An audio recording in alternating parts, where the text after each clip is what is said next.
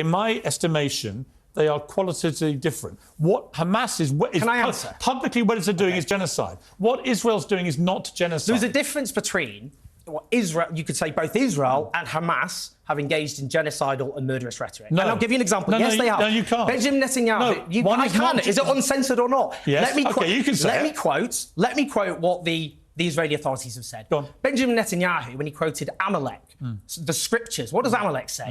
He quotes Amalek when they attacked the Israelites. And what God told the Israelites to do was to destroy kill every man, woman, child, and livestock. If I would put it to you, an Islamist leader was quoting a similarly genocidal passage from the Quran, you would not, I would say, hesitate. Can I respond? We haven't. You've had a lot. Respond to that I'm point. going to respond just quickly. Israeli officials said that Gaza will end up being a city of tents with no building standing. That they are attacking for damage, not for accuracy. The agricultural minister, Avi Dikti, he said we are rolling out a new Nakba. A Nakba is the mass expulsion, 700,000 Palestinians in 1948. This is why hundreds of genocide scholars, people who are actually, unlike you and I, experts in the field of genocide studies, fear that a genocide is taking place. So the difference between Israel and Hamas is Hamas does not have the capacity to wipe out Israel. Israel is wiping Gaza off the map. Israel could, if they wanted to, kill everyone in Gaza. They decided not to do that. Is your definition, genocide is where you want to kill everyone. Sorry. Your definition of genocide, because in Ukraine, Vladimir Putin hasn't killed every last Ukrainian. That's simply not happened.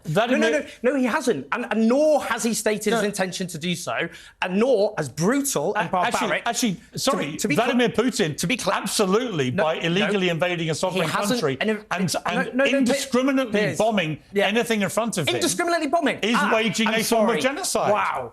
Indiscriminate bombing. Gaza, more than 2 Hiroshima bombs worth have been dropped on East London in the space of 5 weeks. OK, let me ask you two questions. No, you said Ukraine. No, I'm going to have to put this to you. OK.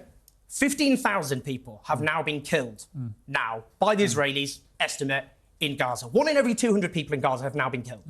If you were to adjust for population in Ukraine, that would be 300,000 Ukrainian civilians. 300,000, there's been a terrible death toll. It's estimated by the UN 10,000 civilians have been killed since February last year. In the space of 5 weeks, a country with a much, much smaller population has had a death toll higher officially than that in Ukraine. So can it be that you call that genocide, but when you have nearly half the entire civilian death toll of the Bosnian War in a country which is twice the size in terms of population, why isn't that genocide, Piers?